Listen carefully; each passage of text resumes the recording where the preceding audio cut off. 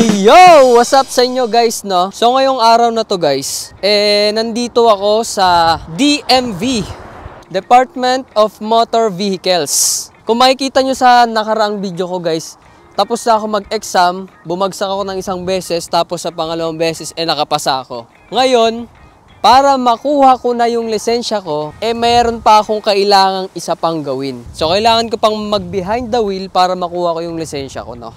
Nag-behind the wheel na ako guys So kasi malas talaga ako sa first take. Ligwak!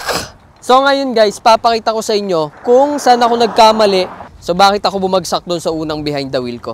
Doon sa may critical tawag doon May critical ako.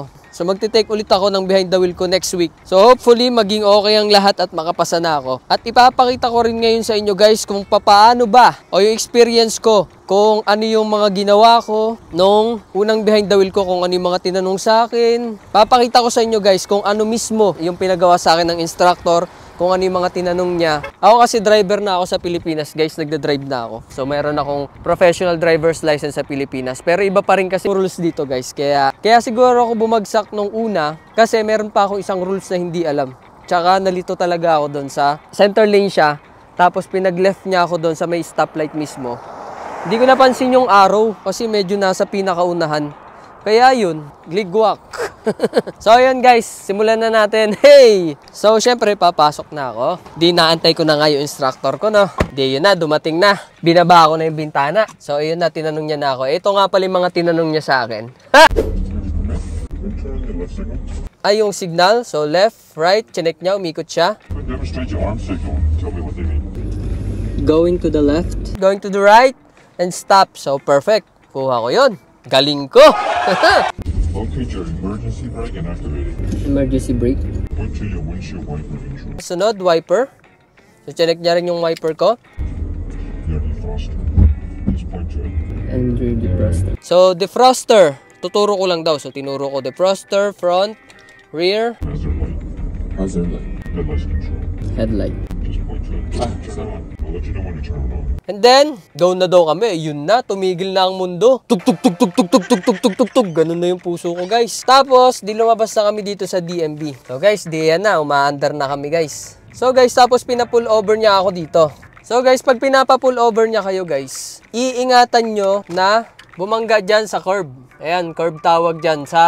Dito sa Amerika, curb ang tawag, sa Pilipinas, gutter. Pag sumayad kayo sa gutter, ligwak na kaagad. Siyempre, yung signal, huwag nyo kakalimutan pag magpo-pull over. Tapos, pina-atras niya ako, guys. So, aatras tayo ngayon. So, pag aatras, tingin sa paligid. Tapos, kailangan mong tumingin sa likod, guys.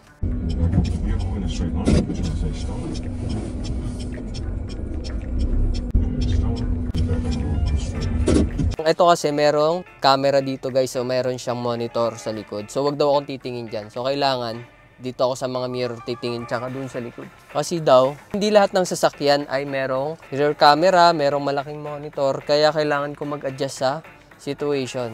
So ayun, di okay, pasado ako dun men. Galing ko na naman. Didiretso na kami guys. Pag didiretso na, syempre signal to the left bago umalis. Tapos tingin sa side mirror.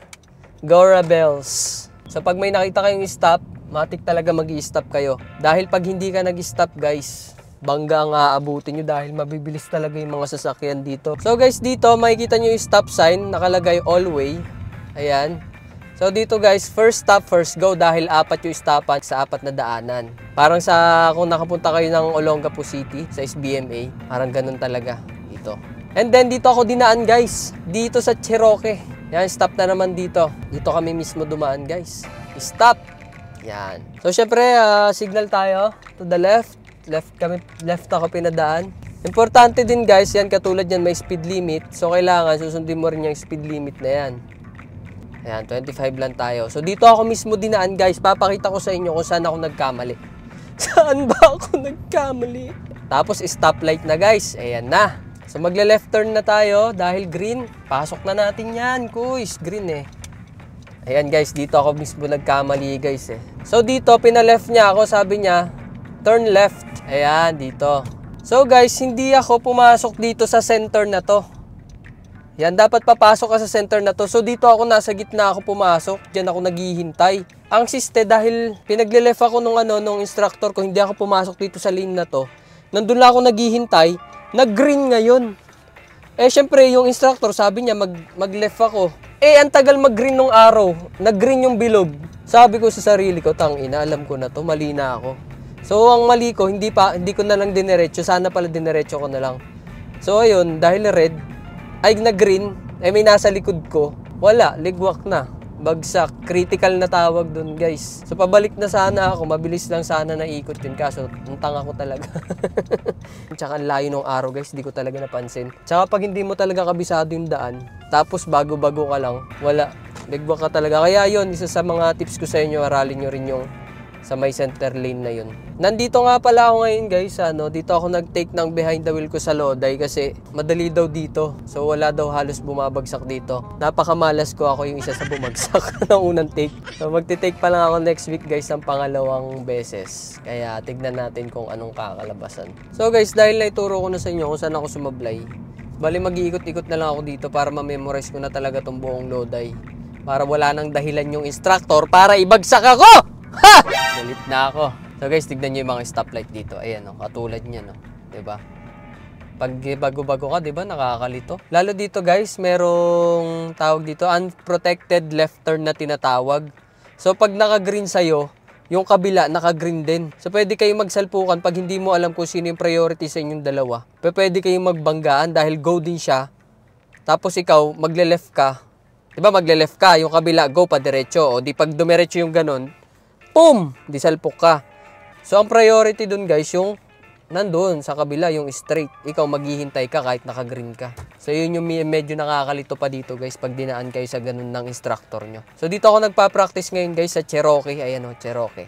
Tapos, ang hirap pa dito guys, pag hapon kayo nagpa-schedule dito, medyo maaraw. So, masakit sa mata, halos di nyo makita yung mga linya pag di nyo kabisado. Ayun, wala. Katulad dito guys, so ayan, dito tayo dadaan sa unprotected left turn na sinasabi ko. Ayan, di ba, may mga diretso dyan. So ayan guys, so naghihintay tayo, ayan, dediretso din yung mga yan. So kailangan, pag green kasi sa akin, yan katulad yan, green sa akin, green din sa kanila. So papaunahin natin sila guys. Ayan yung unprotected left turn. Malas mo pag mahaba yan guys, iaabutan ka ng red. O, speed limit dito guys, 25. So kailangan mag 25 tayo. Dito rin kasi guys, pag bago-bago ka lang na driver, mahirapan ka talaga dahil masikip dito, medyo masikip. Dahil mga bahay-bahay dito eh. Tapos dito guys, maraming all-way stop, tapos merong two-way stop. So dito kayo mag-iingat. Ayan o, katulad nyan. O, may stop sign. So kakanan tayo guys. First stop, first go. Una ako mag-stop guys, kanan tayo. Dito rin guys, pag nakakita kayo ng pedestrian, ang pedestrian kasi guys, yung taong tumatawid, yun yung priority guys. Two-way stop lang to guys.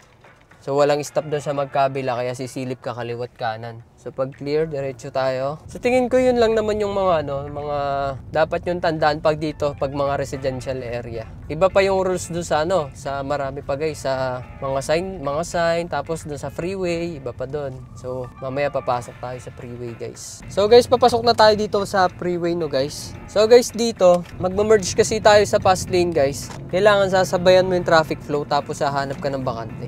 So, dapat sa kanila din guys, pag may makikita silang magma-merge, magbibigay din sila. Diba? Bigayan lang. Bigyan nyo ako! O, diba? Success! So, nandito na tayo guys. Ang speed limit dito guys is nasa, 65 miles per hour. So, ayun nga no guys. So, sana may napulot kayo sana kahit konti. Sa mga magte-take dyan guys ng behind the wheel nila. Well, good luck sa inyo. At sana maipasa nyo rin. So sa mga guys, sa mga magti-take, ang payo ko lang guys is relax lang kayo. Kasi pag nervyos kayo, dun ka nawawala eh.